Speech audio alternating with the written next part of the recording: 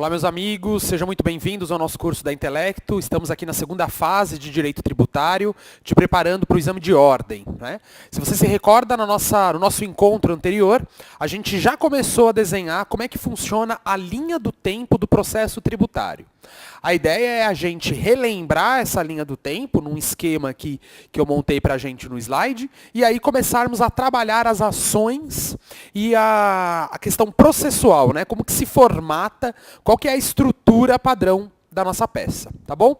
Deixo aqui a vocês o meu Facebook, porque durante o nosso curso de segunda fase a gente faz aí revisões, a gente vai ter aí informações atualizadas com relação a esses temas, né? Tanto de direito processual como direito material.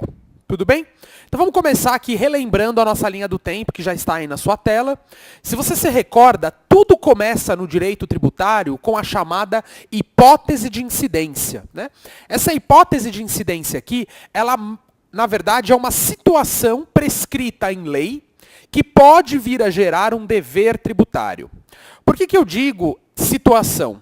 Porque a hipótese, na verdade, ela vai trazer qual é o ato praticado, em regra, pelo contribuinte, que pode ser gerada a obrigação tributária. Quando você pratica a hipótese de incidência, ela deixa de ser uma hipótese. E aquela situação que anteriormente estava prevista só na lei, estava prevista só na norma, ela vira um fato. E esse fato gera o dever de pagar. Quando falamos em fato gerador da obrigação, nada mais é do que a consumação daquela hipótese de incidência, daquela situação prevista em lei que gerou ao contribuinte o dever de pagar o tributo. Praticado a hipótese, como se fosse um encaixe, né, um quebra-cabeça em que duas peças se encaixam perfeitamente, a hipótese é a situação. E o fato é quando o indivíduo, pessoa física ou jurídica, concretiza aquela situação prevista em lei. Você já sabe, até por repertório da sua primeira fase, que hipótese de incidência é um ato estritamente reservado à lei, que em regra é a lei ordinária, tá bom? Nós temos alguns casos de lei complementar, mas em regra, para criar essa hipótese de incidência, esse fato normativo, esse fato jurídico, que pode vir a gerar uma obrigação tributária, essa hipótese basta uma simples lei ordinária. Materializado a hipótese, pronto, pratica-se o fato gerador. Esse fato gerador, ele faz nascer o dever, porque é aqui que nasce a obrigação tributária, ok? Claro, a gente sabe que não é uma obrigação única, né? Você tem a sua obrigação principal, que é a obrigação de dar o dinheiro, mas também você vai ter a obrigação de fazer, né? Que são aquelas obrigações acessórias, como declarar imposto de renda, como emitir nota fiscal. Tendo a prática do fato gerador, nascendo esse dever ele não é uma única obrigação. Apesar da gente usar a expressão no singular, obrigação tributária, você sabe que pela leitura do artigo 113 do CTN, e aí eu já faço uma pausa para relembrar, durante as nossas aulas, já venha com a sua legislação aí de cabeceira, ok? Independente do lugar que você nos assiste, abra aí o seu código para que você, durante as aulas, já vá captando a leitura do enunciado da norma. Quanto mais intimidade você tiver com o seu código, mais facilidade você vai ter de encontrar as informações na hora da prova. A segunda fase, ela exige do candidato, além da questão do conteúdo, né, da preparação processual e material, é que ele tenha domínio da legislação. E domínio não é de decorar, como na primeira fase. O domínio aqui é de você saber encontrar as informações. Por isso, quanto mais você manusear, mais você realizar a leitura, muito mais fácil na hora da prova de você encontrar o artigo, tá bom? Então, abra aí o seu artigo 113 do CTN, e você visualiza aí no artigo 113 que quando a gente fala obrigação tributária que nasce com a prática do fato gerador, essa obrigação ela é no plural. Porque você tem no parágrafo 1º do artigo 113 uma obrigação principal, que é aquela obrigação que decorre da lei, estritamente relacionada à sua obrigação de pagar o tributo, dar o dinheiro, né? E uma outra situação que está escrita aí no parágrafo 2º é a obrigação acessória, que são esses deveres que decorrem da legislação tributária, não estritamente de lei, decorre da legislação tributária, em que você pode ter ter que cumprir certos favores, né, certos afazeres, como por exemplo, declarar imposto, emitir nota, manter a escrituração dos livros fiscais. Essas obrigações acessórias, elas fazem parte do dever da obrigação tributária, que nasce, em regra, com a prática do fato gerador. Maravilha? No parágrafo 3º do artigo 113, você verifica que a inobservância das obrigações, tanto principal como acessória, ela se converte na multa. Então a multa, como é uma obrigação de dar dinheiro, automaticamente também é uma obrigação principal. Nesse sentido, a gente sabe que a multa não tem natureza jurídica de tributo, porque ela decorre de ato de sanção ilícito.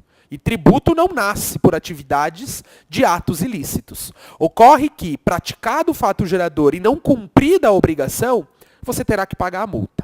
Descumpriu a obrigação principal, paga a multa. Descumpriu a obrigação acessória, paga a multa também. Maravilha? Bom, então nasceu o fato gerador, nasce a obrigação, nasce o dever. E esse dever, como você bem sabe, é uma relação jurídica formada entre dois sujeitos, entre duas pessoas. Uma pessoa dessa obrigação a gente vai chamar de sujeito ativo, que é aquela pessoa que tem o papel de arrecadar o tributo. Faça aí a leitura do seu artigo 119, te convido aí a abrir o seu código no artigo 119 do CTN, e você vai perceber que no artigo 119, o sujeito ativo, aquele que arrecada, que cobra o tributo, né, que em regra detém os poderes da competência tributária, ele pode ser qualquer pessoa jurídica de direito público, ok? Então nós temos os entes públicos, como União, Estados, Distrito Federal e os municípios, que são os entes políticos, só que além deles, qualquer outra pessoa jurídica de direito público pode ser arrecadador de um tributo, pode estar na figura da relação jurídica como sujeito ativo. E aí nós temos aí os casos das autarquias, os casos das fundações públicas, que poderão estar ali no polo ativo da relação jurídica, na figura de sujeito ativo. Tudo bem? Já o sujeito passivo da obrigação, que seria o outro sujeito da relação, não necessariamente é uma pessoa, ou um contribuinte ou um responsável, ok? Aí no artigo 121 você vê a distinção entre a figura do contribuinte e a figura do responsável. Tema esse que nós vamos abordar mais para frente, quando estivermos trabalhando algumas questões que será importante para a sua prova. Tranquilo, gente? Então percebam que esse fato gerador, ele é muito importante para o direito tributário, porque ele faz nascer a obrigação jurídica, ele faz nascer o vínculo obrigacional no cumprimento de uma obrigação principal e uma obrigação acessória, e ele também faz nascer a relação jurídica para os sujeitos, que têm o papel de arrecadar, o sujeito ativo, e o papel de pagar como sujeito passivo. Só que no mundo processual tributário, o que é relevante para nós? O que é relevante é esse terceiro ato. É o ato que traz exigibilidade à dívida. Lembre-se que o dever é no fato gerador. Um dever ilíquido. Porque nós não sabemos ao certo, né, qual é o valor da minha dívida tributária. Para que essa dívida possa ser exigível, possa ser cobrada, possa gozar de liquidez e certeza, é necessário a propositura de um ato administrativo chamado de lançamento. Vá lá para o seu artigo 142 do CTN, porque o lançamento ele é, na verdade, um procedimento administrativo. É um conjunto de atos que materializam a dívida, o valor do tributo. Como bem diz o artigo 142, a materialização desse lançamento ele é feito através da identificação da matéria tributável, a identificação do sujeito passivo, do valor que a dívida percorre. Também vai estar lá escrito qual é a multa, qual é os juros e também a sua possibilidade de apresentar um recurso em âmbito administrativo, ok? O lançamento na nossa linha processual ela é muito importante. E na sua prova, isso é uma informação que você precisa identificar. E por quê?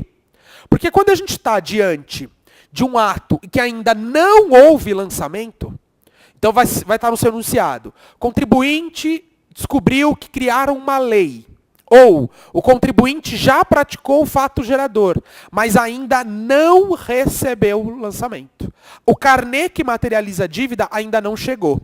Para você, então, significa que a ação cabível, no caso em tela, é a ação declaratória de inexistência de relação jurídico-tributária escrita no artigo 19 do Código de Processo Civil. Ok? Lembrando que o nosso conteúdo já é alinhado ao novo código, então, por favor, fique aí já com o novo CPC criado no ano de 2015, né, através da Lei 13.105 de 2015.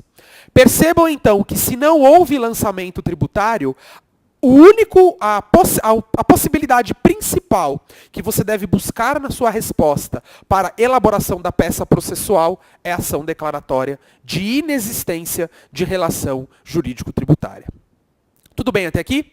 Agora, se o enunciado fala para você que já houve lançamento, jamais faça ação declaratória. A ação declaratória ela não tem o poder de desconstituir o título, de desconstituir o lançamento. O único papel da ação declaratória no mundo processual é declarar a inexistência. Só que se essa relação jurídica já estiver lançada, não é possível mais apenas uma mera declaração. É necessário a anulação do débito. Tudo bem? Por isso, nunca proponha ação declaratória se o enunciado mencionar que já houve lançamento. Na sua prova, essa expressão lançamento, ela pode vir na figura de auto de infração, notificação, auto de infração em imposição de multa, fiscalização. Todos esses termos que eu disse agora para vocês são meros sinônimos da expressão lançamento. Eu trouxe aqui o termo da legislação. Se você olhar o artigo 142 do CTN, ele usa o termo lançamento. Mas a Getúlio Vargas, que hoje faz a prova da OAB, ela já colocou como notificação, auto de infração em imposição de multa e até mesmo fiscalização. O ente público, quando fiscaliza uma pessoa jurídica, um devedor, ele já manda na hora, ele já lavra na hora o auto de infração. Então entende-se que fiscalizar o contribuinte significa lançá-lo caso ele ainda não tenha realizado o pagamento da dívida. Tudo bem? Então é a ação declaratória. Nesse primeiro momento, a gente vai olhar os cabimentos das principais peças, depois a gente vai trabalhar com as estruturas, tá bom? Endereçamento, preâmbulo, como é que eu faço a qualificação do autor, do réu. Agora eu quero que você entenda o cabimento da peça. Leu no enunciado que houve apenas o fato da criação da lei, que nós vamos chamar de hipótese de incidência, ou a prática do fato gerador por parte do contribuinte, mas ainda não teve lançamento, você vai propor ação declaratória de inexistência. Tudo bem?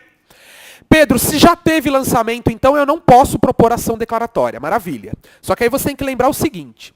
Depois que há um lançamento tributário, o artigo 160 do CTN, ele determina um prazo, uma regra de prazo para pagamento desse lançamento. Então hoje, recebendo um lançamento, carnê de PVA, carnê de PTU, taxa, carnê de contribuição de melhoria, não importa qual tributo, o artigo 160 do CTN nos traz um prazo para pagamento de 30 dias. Lembrando que isso é regra, tá, gente? Pode ser que a legislação municipal, a legislação estadual ou até mesmo federal convencione menos dias para pagar ou mais, não importa. O que você tem que ter em mente é que, em regra, o artigo o artigo 160, ele fixa um prazo estimado para pagamento de 30 dias. Artigo 160. Se você não paga o tributo, Pedro, recebi o carnê de PVA e não paguei. Tudo bem. O seu nome, então, vai ser inscrito em dívida ativa. A dívida ativa, ela é um banco de dados, um rol que reúne o nome dos contribuintes que estão em dívida com o ente público. Então, eu tenho dívida ativa do município, eu tenho dívida ativa da União e tenho dívida ativa do Estado. Cada ente público que detém a competência sobre aquele tributo, ele cria a sua própria dívida ativa. Em alguns lugares, essa dívida ativa ela é conhecida como CADIM, que é o Cadastro de Inadimplentes. Não importa o nome nesse sentido, na sua prova você tem que lembrar dessa expressão dívida ativa. Inscrever o nome em dívida ativa significa que ela tem que cumprir certos requisitos. Porque essa dívida ativa ela tem uma presunção de certeza. Ela traz uma liquidez ao crédito tributário. É obrigatório para poder executar depois a chamada e famigerada execução fiscal que você seja inscrito em dívida ativa. Você recebe a informação de que foi inscrito e agora nós tivemos uma atualização jurisprudencial que já era aplicada por entendimento do Superior Tribunal de Justiça e que agora foi julgada pelo Supremo Tribunal Federal através de uma ação declaratória de inconstitucionalidade. a famosa ADIM, proposta, inclusive, pela Confederação Nacional das Indústrias, questionando a legalidade do protesto da dívida ativa. E, no meu entendimento, e que estava alinhado aí com a maioria da doutrina e também com a jurisprudência agora pacificada e consumada, de que sim, é possível o protesto em cartório daquela dívida ativa, tá bom? Então, apesar de estar escrito no banco de dados, que é um banco, né, que faz parte ali do ente público, é possível também o protesto em cartório dessa dívida ativa. Protestou, incluiu em dívida ativa. Para que o ente público possa executar, ele precisa emitir uma certidão de dívida ativa. O CPC, ele diz que a CDA, a certidão de dívida ativa, é um título extrajudicial. Título extrajudicial, que dá à dívida exigibilidade, dá à dívida liquidez e certeza, que são os 3 requisitos para que se promova uma execução fiscal. Dívida líquida, dívida certa e dívida exigível, essas três prerrogativas caracterizam a possibilidade de uma futura execução fiscal. Maravilha? Então, no enunciado da prova, ele vai dizer: contribuinte praticou o fato, já foi lançado. Já sei, então, que não cabe mais declaratória. Aí ele vai te comentar: contribuinte, depois do lançamento, já foi inscrito em dívida ativa, ou já tem até CDA contra ele, que é a certidão de dívida ativa, um título extrajudicial que dá à dívida liquidez, exigibilidade e certeza, que são os 3 requisitos para se promover uma execução fiscal. Aí é importante: Pedro, qual peça eu posso então propor se ele já recebeu o lançamento? Agora, cuidado, ainda não foi executado, ok? Não foi. Parou aqui, ó. Escreveu em dívida ativa, mas ainda não foi executado. Já tem CDA, mas ainda não foi executado. Qual é a ação cabível na nossa prova nesse caso? Ação anulatória de débito fiscal, do artigo 38 da Lei 6.830 de 80. Tudo bem? A ação anulatória, ela vai ter um papel não de meramente declarar a inexistência. Aqui não, ela já vai ter o papel de anular o débito. Anular aquele documento, aquele título extrajudicial que deu liquidez e certeza à dívida. Você vai pedir para o juiz, nós vamos ver mais futuramente, quando for ver a estrutura dos pedidos, quando a gente for estudar a estrutura da ação anulatória, é a desconstituição do título através da ação anulatória de débito fiscal. Tudo bem? Para caber a ação anulatória em regra, você vai observar que já teve lançamento, mas ainda não foi proposta a execução fiscal. Para isso tem que ler o enunciado. O enunciado é que vai te dar essas dicas de que momento aquele contribuinte se encontra no caso concreto. Tudo bem? Um cuidado importante. Mesmo antes de receber lançamento, ou mesmo depois de receber lançamento, além da ação declaratória, para antes do lançamento, e além da ação anulatória, para depois do lançamento, você tem um terceiro processo, um terceiro instrumento judicial para afastar a cobrança do seu devedor, do seu cliente, que vai ser o contribuinte na prova. Qual é? É o mandado de segurança, ok? O mandado de segurança, a gente sabe que é um remédio constitucional, não é previsto no CTN, está lá na Constituição, no artigo 5º, inciso 69 da Constituição Federal. Contra a ameaça ao direito líquido e certo, é possível a impetração do remédio mandado de segurança. Nós temos uma lei própria do mandado de segurança, que é a Lei 12.106 de 2009, ok? Então, nessa ação, nós vamos colocar tanto a fundamentação da Constituição, que é o artigo 5º, inciso 69, e também vamos colocar o artigo 1º da Lei 12.016 de 2009. Calma que a gente já vai estudar no detalhe cada uma dessas ações. A gente vai começar com o mandado de segurança. Mas o que eu quero dizer a você é que o mandado de segurança ele pode ser proposto tanto para quem não teve o lançamento ainda, como para quem teve o lançamento, mas ainda não foi executado, hein? Cuidado. Só posso propor impetrar mandado de segurança se ainda o contribuinte não sofreu uma execução fiscal. O mandado de segurança é para proteger direito líquido e certo em face de um ato cometido pelo ente público ou que ele pretende cometer. Qual é o nome desse ato coator que o ente público pretende ou já cometeu? O lançamento tributário. Se eu quero afastar a cobrança, antes ou depois do lançamento, eu vou ter a possibilidade de impetrar um mandado de segurança preventivo, que é aquele mandado de segurança antes do lançamento. Ou eu posso impetrar um mandado de segurança repressivo, que é quando já teve lançamento e eu quero afastar a cobrança.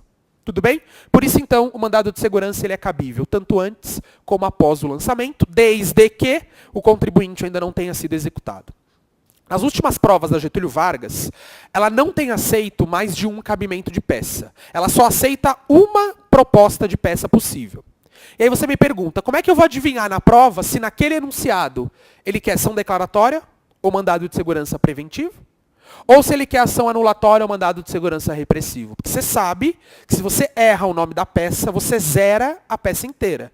Por mais que o restante você faça corretamente, errar o nome do recurso, da peça processual cabível, você zera a prova. E aí você volta para a primeira fase, se já estiver na repescagem, ou se você estiver fazendo a segunda pela primeira vez, você vai ter o direito de fazer a repescagem num próximo exame. Para que isso não aconteça, preste muita atenção nessa aula de cabimento. Qual é a preferência que você vai ter na hora da prova? Não teve lançamento, declaratória. Já teve lançamento, mas ainda não foi executada, anulatória.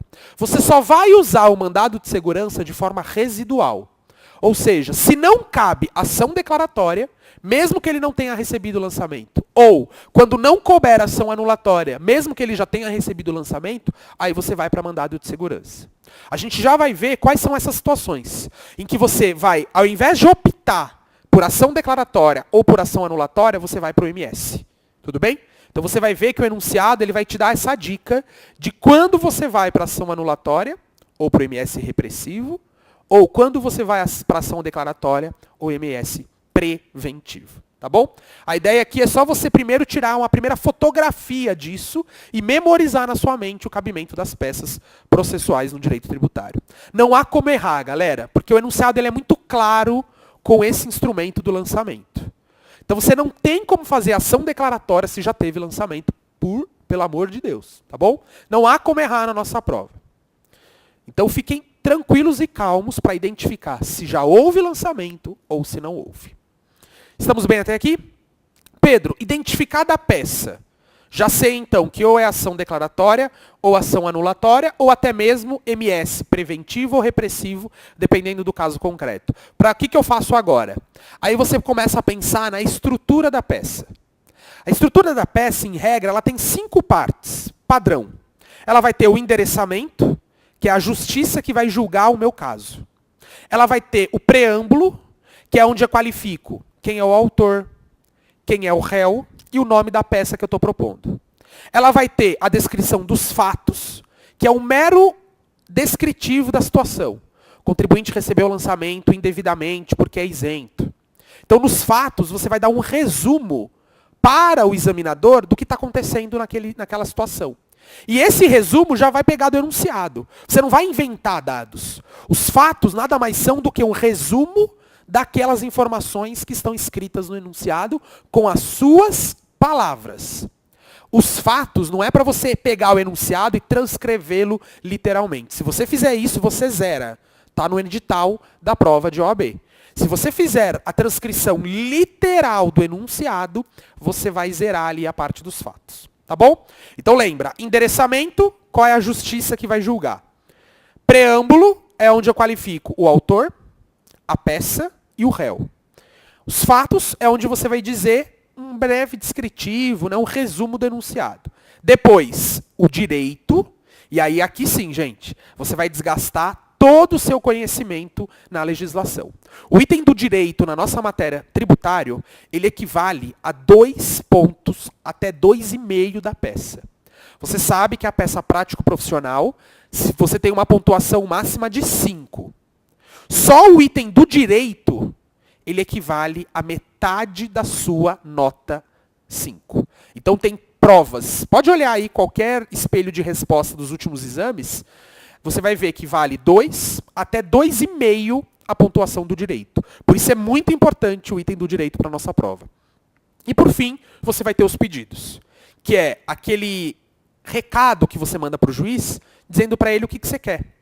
Que você quer a procedência, que você quer que condene a parte em custas, que você quer, às vezes, uma prova testemunhal, prova pericial, documental, que você quer também os honorários de sucumbência. Né? Nós, advogados, ganhamos o honorário no contrato, quando eu chamo o contribuinte e acordo com ele o recurso, a ação que eu vou entrar, mas quando eu ganho no final da ação, eu tenho aqueles honorários sucumbenciais. A parte que perde, tem que pagar para o advogado que ganhou esses honorários sucumbenciais. Então a gente vai colocar isso nos nossos pedidos. São aqueles pedidos padrões que nós vamos ter. Procedência, a oitiva de testemunha, se for necessário, provas documental, ok? Então, tudo isso fará parte da nossa estrutura. Então, não esqueçam, 5 elementos: endereçamento, preâmbulo, fatos, direito e pedidos. Tá bom? Então, montou a sua linha do tempo, identificou a peça, na sua mente, agora, a gente vai montar a estrutura da nossa ação. Vamos montar agora a estrutura da nossa peça. Maravilha? Vamos ver o que a gente tem que pensar primeiro? Primeiro, a gente tem que pensar no endereçamento. O endereçamento, ou ele é, e aí por isso que é muito simples o endereçamento na nossa matéria. Porque ou ele vai para a Justiça Federal, a nossa peça, ou vai para a Justiça Estadual. Tá bom? Nossa peça no direito tributário, no endereçamento, ou você endereça para a Justiça Federal, ou para a Justiça Estadual, também chamada de Justiça Comum. Pedro, como é que eu faço então para descobrir se eu vou propor na Justiça Federal ou na Justiça Estadual? Vamos começar pensando na Justiça Federal. Gente, em regra, e na OAB isso funciona muito, você pode olhar o tributo. Se o tributo é um tributo federal, Pedro, quais são os tributos federais? Você sabe, os impostos federais, as taxas federais, empréstimo compulsório, contribuições especiais, todos os tributos que é de competência da União são tributos federais. E aí, se tiver na prova que você vai ter que defender o seu cliente, defender o contribuinte, contra uma cobrança de um tributo federal, pronto, você já sabe que vai para a Justiça Federal. Essa é a regra que vai funcionar praticamente em todos os casos para a sua prova. Olha qual é o tributo, e o enunciado vai te dizer isso. Contribuinte recebeu carnê de imposto de renda. Opa, imposto de renda é tributo federal. Então vai para a Justiça Federal. Contribuinte recebeu carnê de empréstimo compulsório. Empréstimo compulsório é tributo federal, vai para a Justiça Federal. Entendem isso? Você sempre vai remeter para a Justiça Federal quando se trata de um tributo cobrado pela União. Cobrado pela União Federal. Tudo bem? E aí, como que vai ficar esse endereçamento? Olha na tela como a gente colocou aqui para você. Excelentíssimo senhor doutor juiz federal da... Aí você abre ali um traço. Antes a gente colocava 3 pontinhos. O edital agora fala que é um traço, ok? Mas também, se quiser colocar reticências, que são aqueles 3 pontinhos, não tem problema.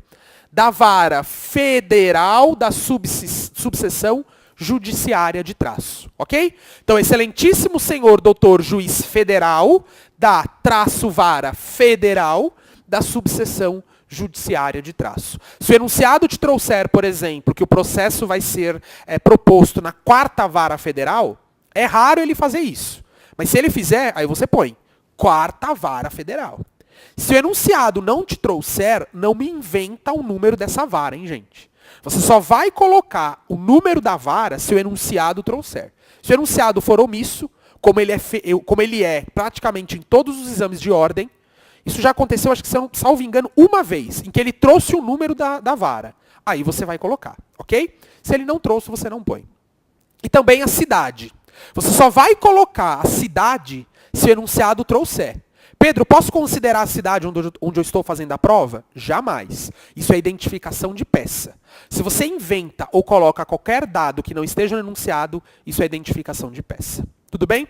A gente vai, então, finalizar esse bloco e aí no próximo a gente já volta falando um pouquinho mais sobre esse endereçamento para a Justiça Federal. Vejo você em breve. Até mais.